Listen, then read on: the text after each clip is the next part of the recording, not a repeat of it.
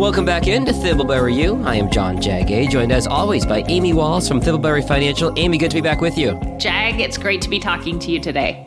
Now, we've said in previous episodes that you can't predict the future. That's certainly true of markets and everything. But I'm a little, I'm not sure what the word is, but today's topic is a little on the nose for me because I'm just back from visiting my mom and dad out of state for a weekend. And today hits home for me. We're talking about aging.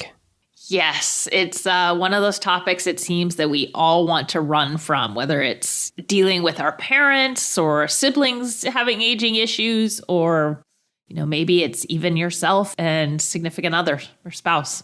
Well, with that in mind, let me ask you right off the bat here. We're talking about aging and conversations about it. Is it a fair assumption we're talking about the retirement years and as you get close to those years? Yes and no. My favorite answer, it depends. Yeah. What I really think we should talk about today are how to have conversations around aging and what we need to be aware of. So with that said, this definitely does apply to those just about retired and actually retired years. So you could apply this information to parents, for example. That said, where I think the focus really should be of our conversation is on the younger folks. Okay. The reason for that is that this is a conversation that can just be put off and put off and put off. And sometimes it's put off until it's too late.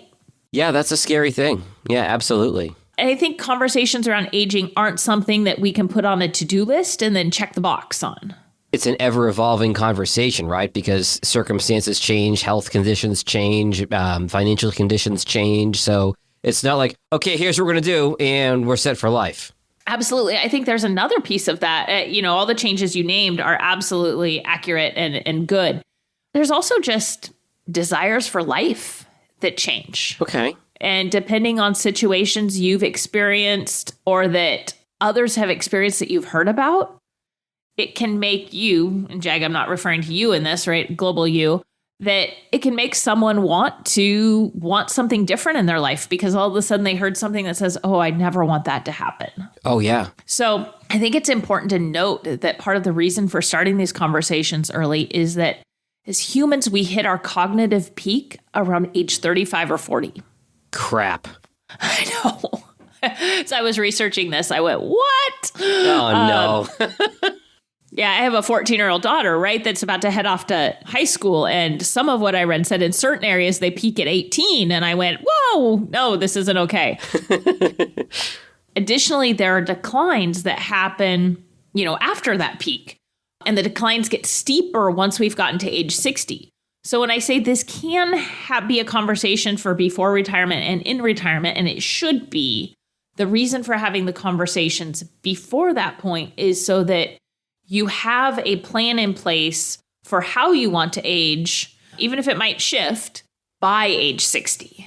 Okay, so the two main takeaways so far are having the conversation while you are in the best possible cognitive position to have those conversations, but also realizing that it's an ongoing conversation because on both sides of the coin, because as you said, you might see something happen to parents, aunts, uncles, grandparents, friends that it scares you and says, oh, I don't want to be in that situation. What do I have to do to avoid it? But on the flip side, your priorities may change as you get older in life. I know, for example, my wife and I have really fallen in love with traveling as COVID has sort of hopefully been on the downslope out of the last year or so. And we have decided that we love traveling and taking maybe one or two really big trips a year. And so that, of course, changes when it comes to long-term planning as well.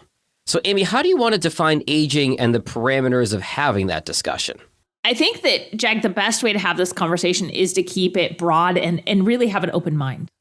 Because people may pull in information from all different areas of their life as they think about this. So I think the first question to ask yourself or ask a partner is, how do you see aging happening? How would you like it to happen? Okay. How do you see your life changing as you age? And, we've talked about that, how we describe financial planning, right, is that you have this image of what you want the rest of your life to look like. And we can take that image and stick it on a puzzle, right? And then all the things you've done so far, your income and your assets, your tax situation, and break them down further, are all these puzzle pieces. Right. So I think by focusing on how you see that happening, how you'd like it to happen, what you picture, this image as really is a good starting place. So for example, I think I shared with you a couple episodes back that, when we were on vacation in the spring in Florida, I looked at my husband and I said, I want a boogie board with my grandkids when I'm in my 70s. I remember you saying that. Yes. Okay. That's something I want to do. So that obviously plays into how I want to age. I want to try to be as active as I can be during that time. Mm-hmm. Too, Jag, we talk a lot about, my team talks a lot about what we control, what we influence, and what we don't control or influence. The serenity prayer, give me the power to control the things I can and the wisdom to know what I can't. I'm paraphrasing that, but that's basically the gist of it. Yep.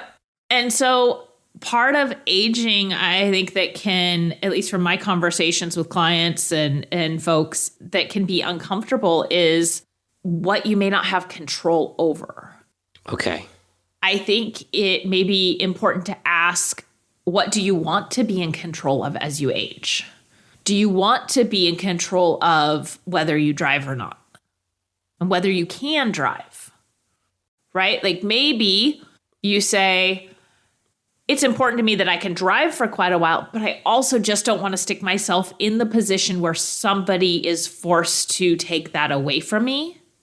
And I don't want to set up that dynamic with my children, for example. Okay, let me ask you a follow-up here, because that's a really tricky thing. And I know there are going to be other examples, but driving is probably the best one, where we've seen this. I've seen this with my in-laws. I've seen this with my family. Hey, listen, you really shouldn't be driving anymore. It makes sense that you would want to set it up to avoid a confrontational conversation like that. But how do you avoid that? Because you don't know how cognitively and physically you're going to be as you age. How do you avoid, are there parameters you can set? How do you avoid that confrontation? Maybe put some parameters in place, like decide. Okay. I think just in the act of deciding, I want to be in control of if I can drive or not, and if I have a license. If I make that decision for myself, and as I'm thinking through putting myself in that position, which I think would be something I'd want to control, then to me that says, I need to accept that when someone comes to me and says, are you sure you should be driving? Instead of being defensive, I need to look at that and say, that was important to me. This might be the clue that it's now time for me to voluntarily step back. So setting those parameters for yourself on that. I don't want to call it a trick because that's not the right word, but almost like a psychological thing where you say, okay, I want to be the one to make that decision. I'm going to base it on if X, Y, and Z happen, I'm making the decision rather than having someone force it on me. The end result is almost the same. You're not driving past the point where you're able to drive, but by taking some ownership of that decision, that can avoid some conflict. That's a much better way to say it than I was saying it. So thank you. I've been doing this a few years. But there are other examples besides just driving, too. Absolutely. Your living situation, right? Are you going to live at home? Do you need care in the home to help you with things such as personal care or chores, right? Yeah. Making meals, money management. That's one that we run into with some of our older clients asking about. Healthcare decisions. Another area that I think it's good to ask, and I hear couples disagreeing on this one many times, is it important to you to be near family or not? Yeah. Right? Like sometimes in a couple, one person really wants to be near the kids and grandkids, which usually that starts out as just being there for that relationship and seeing those grandkids on a regular basis. It also can help with aging. And so is that something you want to be in control of? Or is it maybe that you realize, hey, my kids are going to feel some pressure around this and they may end up moving to help be near me? Which way do I want that to go? And that speaks to the larger point of this whole conversation, Amy, which is this is a conversation for couples to have with each other on the older side and the younger side, and then for you to have with your mom and dad or whoever is in your life that you're, helping out as this happens. So let's zoom back out a little bit. What do I need to know going into this conversation, regardless of age, with my spouse or my partner? I think the first thing to know, Jag, and I think this goes without saying, is that this may not be comfortable for whoever you're having the conversation with, including with yourself. Fair. Knowing that and accepting that and being okay with that, I think generally makes the conversation go better. Hey, this is a tough conversation, but one we need to have. Absolutely. Second, and I wish I was really good at this, maintaining a sense of humor. My husband can be funny about everything, and I so wish I had that skill because I think a sense of humor in these conversations is so valuable. You can absolutely diffuse it that way for sure. Yeah. One of the providers of long-term care insurance, which is not what this episode is about and isn't the solution for everybody, Genworth has on a brochure the words ask, talk, listen, repeat. And it's really so true that is what you need to be doing in this conversation. Know your limits and be aware of someone else's limits. And I think this is probably the theme of the rest of the items that I can think of. Give space for someone to think and process. Some of us think and process faster than others, right? Yeah. It's not processing, it's sitting and just reflecting that needs to happen. And knee-jerk reactions may happen, but they may not be someone's real answer once they've sat with thoughts or heard someone else's thoughts.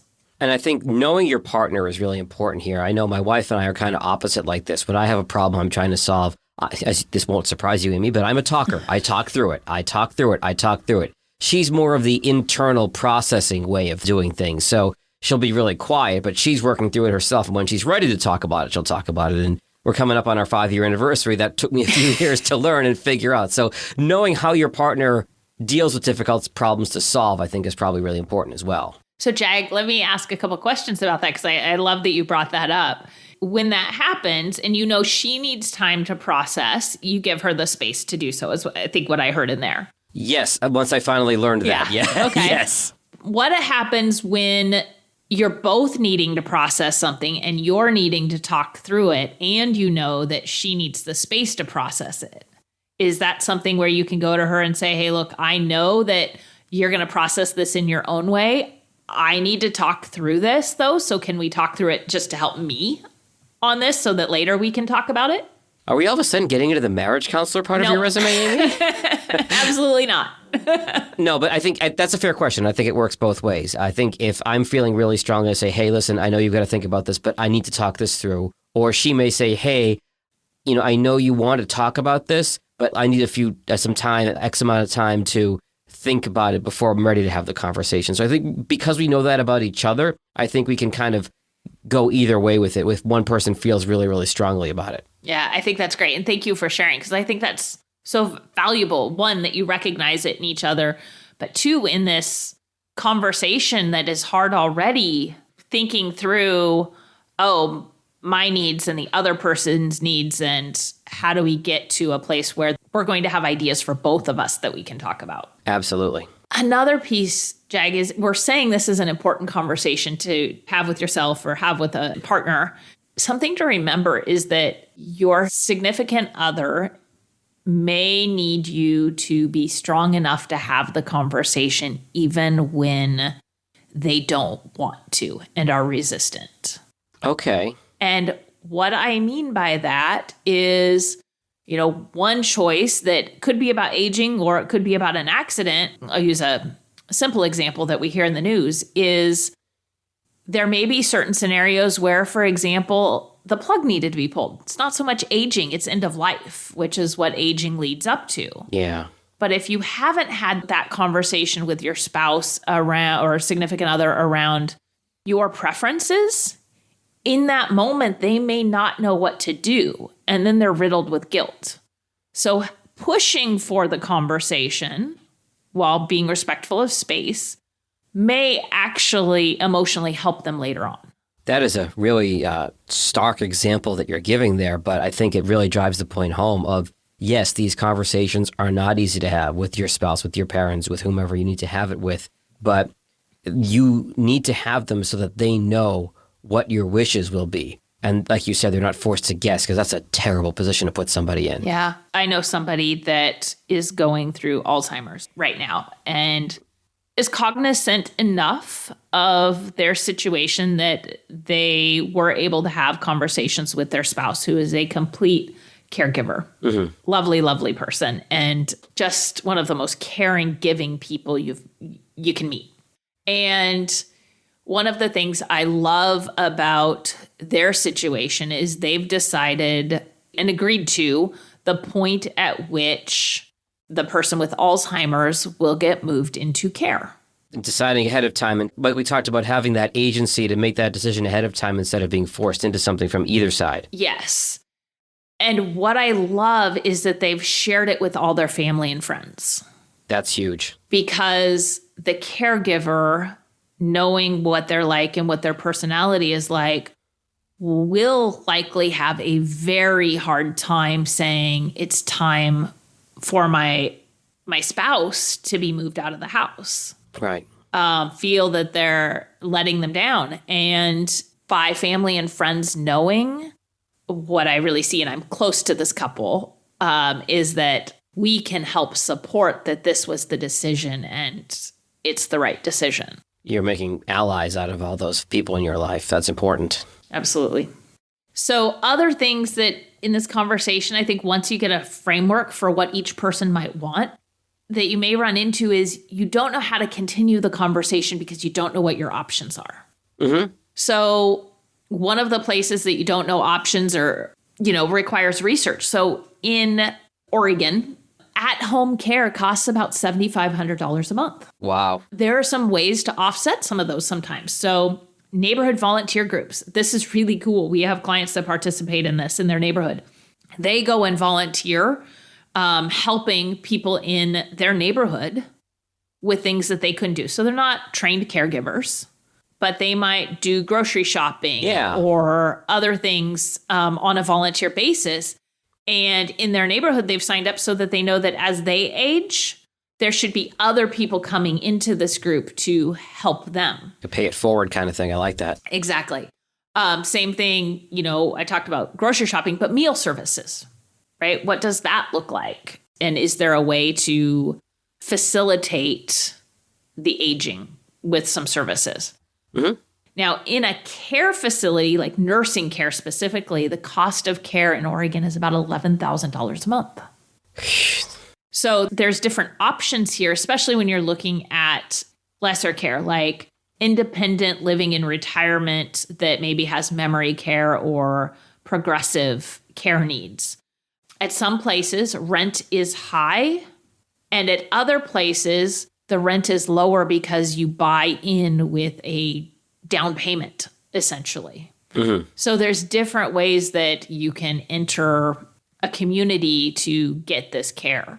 And not everybody knows that. And I think it's an important part of understanding then, well, here's generally what I'd like.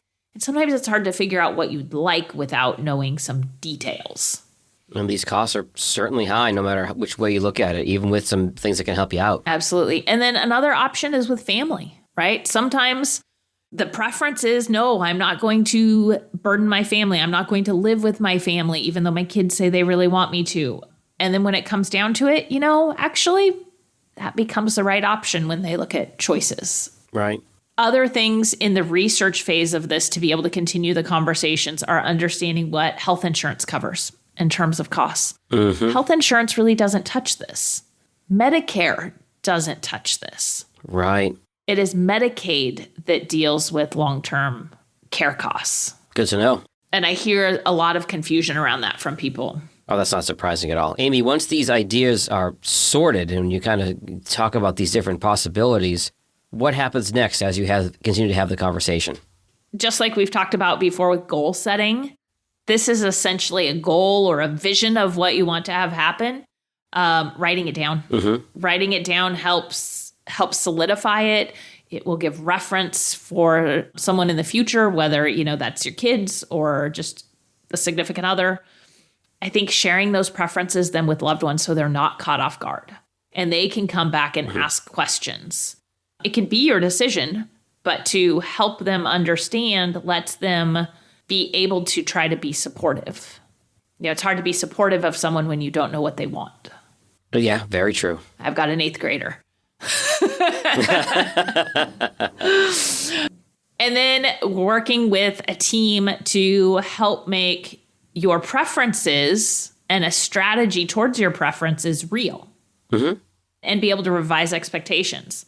So this may involve a conversation about transferring some of the risk to an insurance company in the form of long-term care costs. It may be retaining all the costs. Sure. Or a combination of both of these. And I talked about writing this down, but creating instructions for loved ones. Yes. So that may involve an elder law attorney, perhaps estate planning attorney, financial advisor, and then to keep revisiting, because this isn't ever something we can just check the box and say we're done with. No, that's very true. And this is, intimidating to me as I think about my future with my wife and my parents. My dad's 71 and my mom is 68. So it's definitely conversations that we're having as we think about as they get older, but then for my own future as well. As we wrap up here, what resources can folks use to work their way through these conversations? Yeah, I think there's a few. Financial advisors. Yep. Of course, estate planning attorneys, elder law attorneys.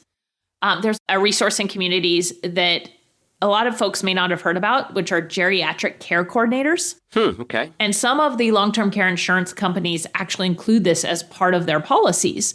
But these are folks that are paid to help narrow down the choices when they're overwhelming. That makes sense, because it can be very overwhelming. And not someone who's an expert in the subject matter in that field can help say, okay, well, option A isn't a possibility because of this. This isn't a possibility. This leaves us to look at this, and that. So very true.